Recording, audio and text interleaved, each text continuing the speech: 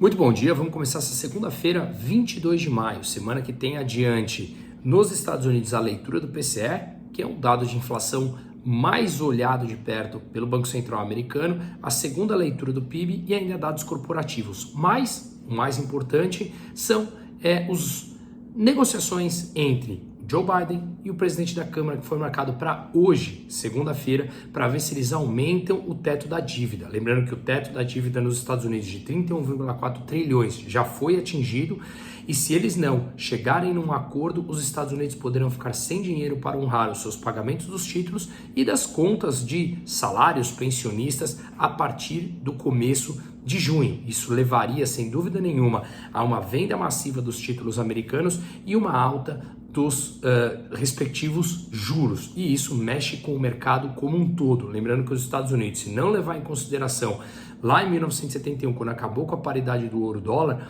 é tido que os Estados Unidos nunca deu calote na sua dívida, e isso mudaria muito, por exemplo, a configuração dos seus títulos, e muitos fundos não poderiam mais tê-los em suas carteiras de investimentos. Portanto, seria uma reconfiguração muito grande, não é a primeira vez que eles travam nessas negociações e, no meu entender, chegarão sim num acordo, e eles estão nessa briga bipartidária entre democratas e republicanos, mas deveremos ver ainda uma irresponsabilidade fiscal por muito tempo e eles sim aumentando a dívida ao invés de controlar o gasto. Vou fazer um vídeo mais específico sobre isso essa semana, tá? Bom, na China, nessa semana eles deverão manter a taxa de juros inalterada, tanto a de 1 ano como de 5 anos. Lembrando que a China, eu já venho falando e mostrando aqui os dados ruins que ela vem apresentando, principalmente do setor imobiliário, que representa entre 20% e 25% do PIB chinês, e grande parte das empresas listadas em bolsas por lá estão com problemas para honrar os seus pagamentos. Além disso, a China vem apresentando números fracos na economia,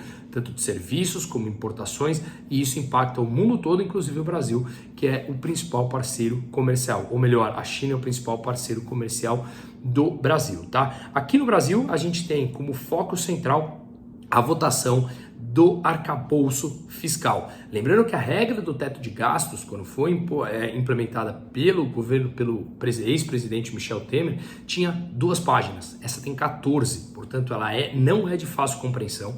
Tem uma discussão grande entre economistas, os números não batem, nem o próprio governo consegue chegar nesses números.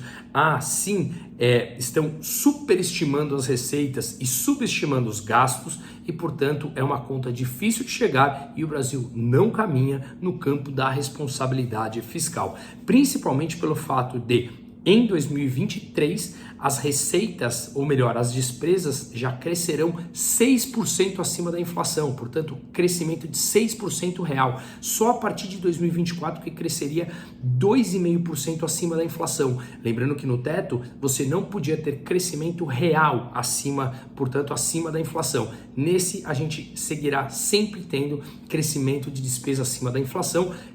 As despesas crescem mais do que o PIB e essa conta simplesmente não fecha sem ter uma alta drástica de impostos. Com uma economia mais devagar por conta dos juros altos e no mundo todo a economia também mais parada, Estados Unidos e Europa à beira de uma recessão, não sei como eles estão estimando que o Brasil poderá crescer ou arrecadar muito mais do que ele vem arrecadando na média nos últimos anos para fechar essa conta. Invariavelmente, alta de impostos, que impacta empresas e que impacta no seu repasse, portanto, alta de preços. Não tem segredo.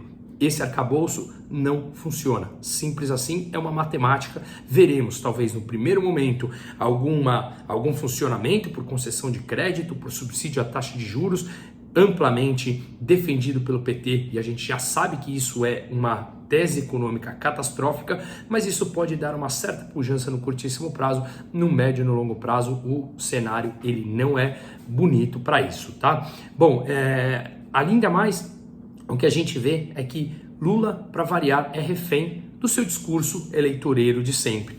Antes ele tinha um apoio, agora não consegue aprovar tudo no Congresso e há uma pressão da sociedade muito maior. Continuemos essa pressão porque realmente a situação econômica ela não é bonita no médio e no longo prazo.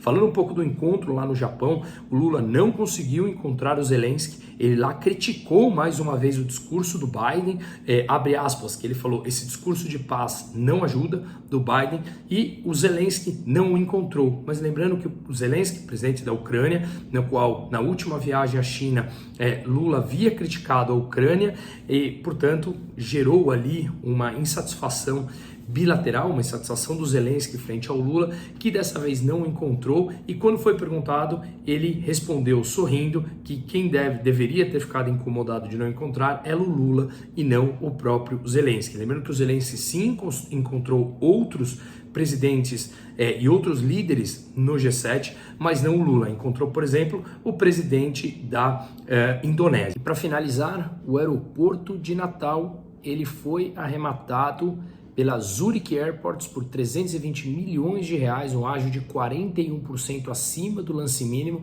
Lembrando que a Zurich já é a empresa que administra o aeroporto de Florianópolis, Macaé e Vitória. De Macaé eu nunca estive, mas o de Florianópolis e o de Vitória sim. E quem não conhece, vale a pena para entender como uma concessão 100% privada que não passa na mão da Infraero, o serviço que você tem como consumidor é infinitamente melhor, além, obviamente, de otimizar os espaços com muito mais eficiência, gerando muito mais renda, muito mais emprego, olhando basicamente por vários fatores, mas olhe simplesmente pelas lojas e restaurantes, além de vários outros. Enfim, mas Márcio França falou que não deveremos seguir nas privatizações. Infelizmente, o que nos cabe é fazer pressão. Não vamos parar e uma ótima semana para todo mundo.